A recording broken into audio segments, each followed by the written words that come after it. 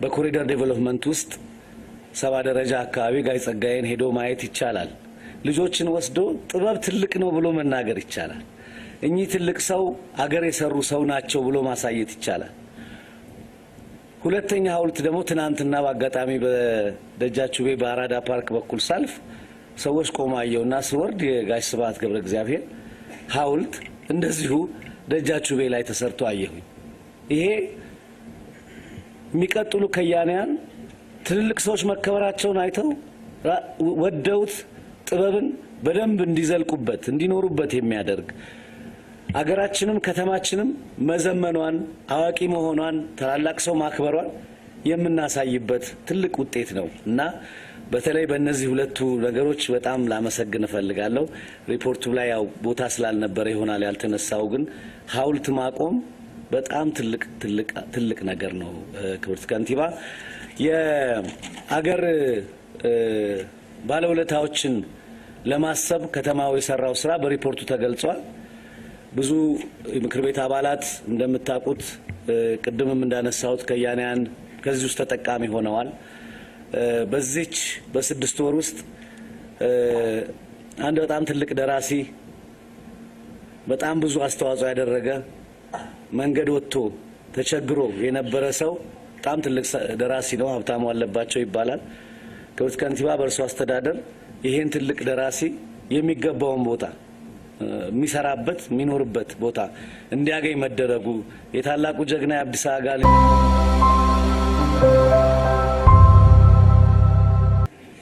በአዲስ አበባ አስተዳደር የተሰሩ ስራዎችን በዝርዝር አቅርበውልናል። ለሱም በጣም ከፍ ያለ ምስጋና አቀርባለሁ። አንዱ ለሶስት ነገር ለማንሳት ነው። ስለ ምስጋና ብዙ እዚህ ቤት ብዙ ነገር አንስተናል። ዛሬ ብዙ ምስጋና አንስተናል። ከሱ በላይ ብዙ ሊያስመሰግን የሚችል ብዙ ስራ ተሰርቷል።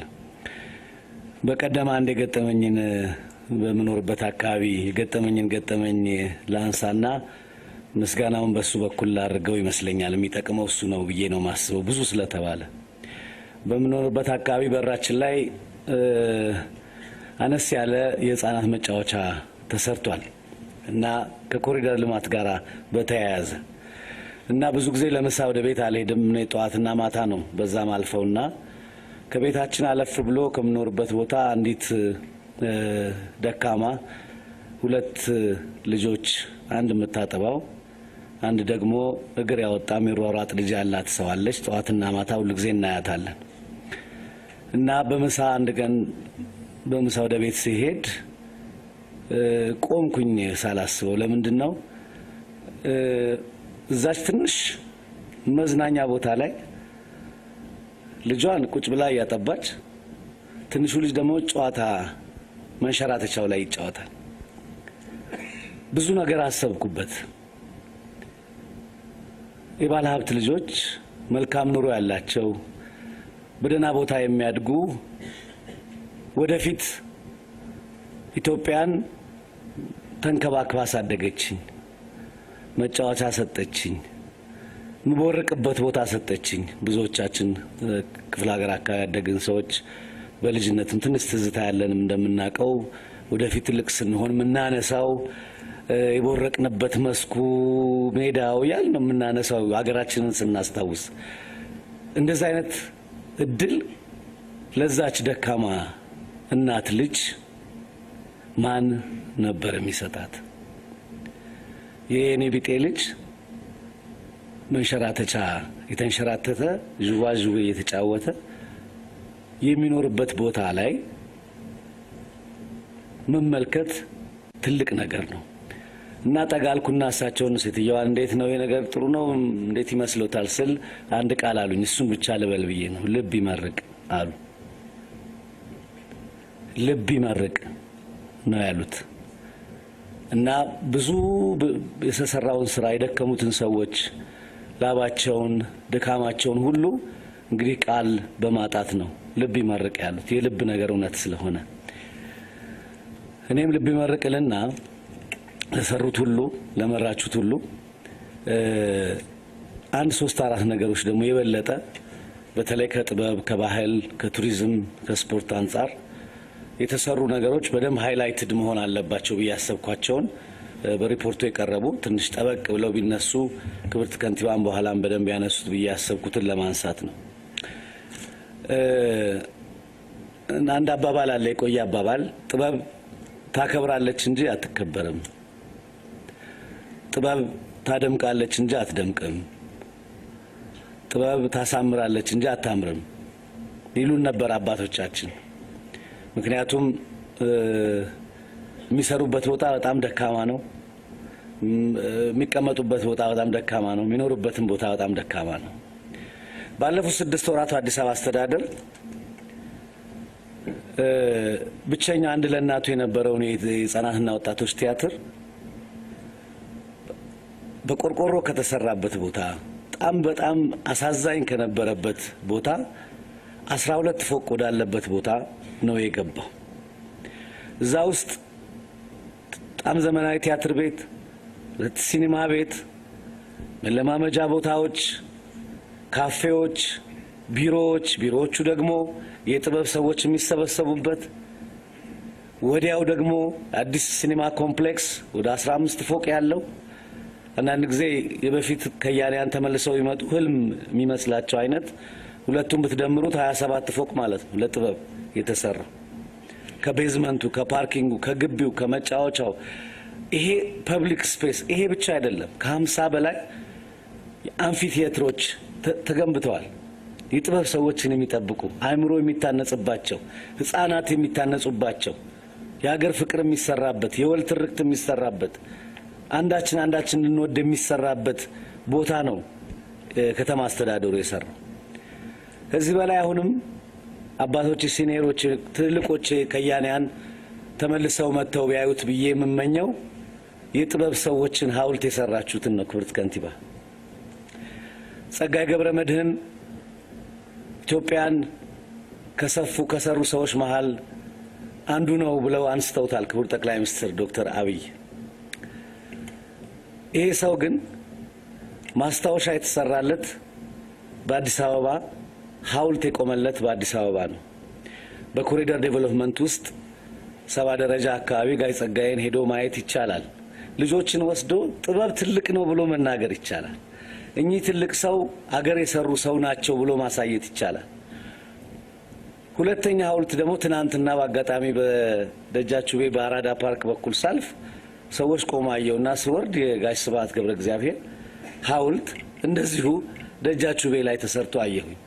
ይሄ የሚቀጥሉ ከያንያን ትልልቅ ሰዎች መከበራቸውን አይተው ወደውት ጥበብን በደንብ እንዲዘልቁበት እንዲኖሩበት የሚያደርግ አገራችንም ከተማችንም መዘመኗን አዋቂ መሆኗን ታላላቅ ሰው ማክበሯን የምናሳይበት ትልቅ ውጤት ነው እና በተለይ በእነዚህ ሁለቱ ነገሮች በጣም ላመሰግን እፈልጋለሁ።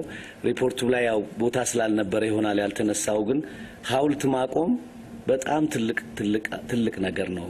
ክብርት ከንቲባ የአገር ባለውለታዎችን ለማሰብ ከተማው የሰራው ስራ በሪፖርቱ ተገልጿል። ብዙ ምክር ቤት አባላት እንደምታውቁት ቅድምም እንዳነሳሁት ከያንያን ከዚህ ውስጥ ተጠቃሚ ሆነዋል። በዚች በ6 ወር ውስጥ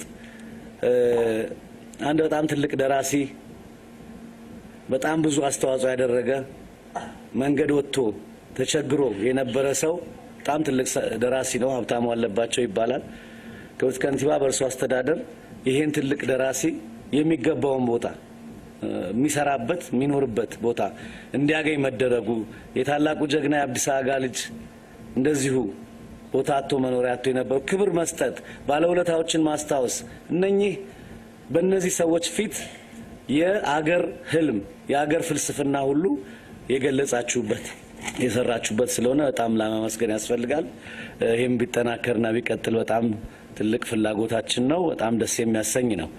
ሁለት ነገሮች ላይ እንደዚሁ እንትን የማደርገው አንድ ተቋም በጣም በልዩ ሁኔታ ባመሰግን ደስ የሚለኝ የአዲስ ሚዲያ ኔትወርክ ነው። አዲስ ሚዲያ ኔትወርክ ዋርካና አገልጋይ የሚባለው ክብርትም በሪፖርቶት ያነሱት ፕሮግራሞች ምናልባት በኢትዮጵያ ሚዲያ ታሪክ ውስጥ የሚዲያ ኮንተንት ተጠያቂነትን አስከትሎ የሚዲያ ኮንተንት የህዝብ ድምጽን ወስዶ ወደ እርምጃና ወደ ተግባር የሚመራ አፈጻጸም መመልከት በጣም ትልቅ ምስጋና ያስፈልገዋል። ያ ተቋም አጠገቤ ናቸው ኃላፊው በአጋጣሚ እና አጠገቤ ስለሆኑ አይደለም ያመሰገንኩት ጥሩ ስራ ስለሰሩ ነው። በእነኚህ ፕሮግራሞች ብቻ ሳይሆን በመዝናኛም የጀማመሯቸው በጥበብ ኮምፒቲሽን ፕሮግራሞች በጣም ጥሩ አሏቸው እና በዚሁ ተጠናክረው እንዲቀጥሉ ለማሳሰብ ነው። የሁነቶች ወደ 150 ኢንተርናሽናል አህጉራዊ ዓለም አቀፋዊ ሁነቶች ያስተናገደውን የቱሪዝም ኮሚሽን ጅማሮ ማመስገን እፈልጋለሁ። ቱሪዝም ኮሚሽን አዲስ ነው። ነገር ግን ቅድም እህቴ ያነሳችውን ከኮሙኒኬሽን ጽህፈት ቤቱ ጋር ሆነው እንደሰሩ ታውቃለሁኝ። በቅርብ ይሄ ወደ 50 ሚሊዮን ፎሎወር ያለው ትልቅ የማህበራዊ ሚዲያ ተጽዕኖ ፈጣሪ ወጣት በሚወጣበት ጊዜ እንዴት አድርገው አዲስ አበባን እና ኢትዮጵያን እንደሸጡት በደንብ እንመልከተው። መቼም አንዳንድ ጊዜ ሌሎች ሰዎች ወጣቶች እንደሚያደርጉት እሱ ያ ማህበራዊ ተጽዕኖ ፈጣሪው ባህሪውን የሚናገረውን የሚያደርገውን ነገር ሳይሆን መመልከት አዲስ አበባ እንዴት አድርጋ ነው መጀመሪያ ላይ አድዋዋን እንዴት አስተዋወቀች፣ የባህሏን ሁኔታ እንዴት አስተዋወቀች፣ ፈረሶቿን፣ ጀግኖቿን፣ ታሪኳን እንዴት አድርጋ ሰራች። ይሄ ሁሉ በፕላን በሐሳብ የተደረገ ምናልባት በኢትዮጵያ የቱሪዝም ፕሮሞሽን ታሪክ ውስጥ በደንብ ሊቀመጥ የሚችል ልንማርበት የምንችል ስራ ነው የተሰራው። የቱሪዝም ሚኒስትርም ቱሪዝም ኮሚሽንም ሌሎችም ባለድርሻ አካላት ያም በተወሰነ አብረን አግዘናቸዋል። የተሰራበት መጠን የአዲስ አበባ ቱሪዝም ኮሚሽንን ያስመሰግነዋል፣ የአዲስ አበባ ኮሚኒኬሽን ቢሮን ያስመሰግነዋል፣ ሌሎችንም የሰሩትን ያስመሰግናል። በኢትዮጵያውያን ብቻ ሳይሆን አዲስ አበባ ነዋሪዎችን ብቻ ሳይሆን በመላው ዓለም ያሉ ኢትዮጵያውያንን ያኮራ የከተማ ፕሮሞሽን ተመልክተናል። በዛ ጊዜ እሱ ብቻ አይደለም፣ በመላው ዓለም ያሉ ጥቁሮች አዲስ አበባ እንደዚህ መሆኗን ለምን አልነገራችሁንም? ኢትዮጵያ እንደዚህ መሆኗን ለምን አላሳወቃችሁንም? ብለው ብዙ ጽሁፎች ጽፈዋል። ያን እንዲሆን ስለተባበሩ እነሱንም አጠናክረው ስራቸው እንዲቀጥሉ ለማበረታታት ነው። በስፖርት አካባቢም የተሰራው በጣም ሰፊ ስራ ነው። የሪፎርም የሚፈልግ ማስተካከል የሚፈልገውን ጉዳይ ክብርት ከንቲባ በግምገማው በ6 ወር ግምገማችሁ ወቅት ሲያነሱት አጠንክረው ስለሰማው ኃላፊዎችም ያን እንደተቀበሉ ስለምረዳ ይሄም ምክንያቱም ሜዳዎቹ ወደ ተጠቃሚ በሚሄዱበት ጊዜ ከፍ ያለ ዋጋ የሚያስጠይቅ ከሆነ የለፋንበት ጉዳይ በኋላ ላይ ወደ ተገቢው አገልግሎት ሳይደርስ እንዳይቀር ስለሚያደርግ እሱን እርሶም ጠበቅ አድርገው እንዲያዙት ስላየው በጣም አመሰግናለሁ።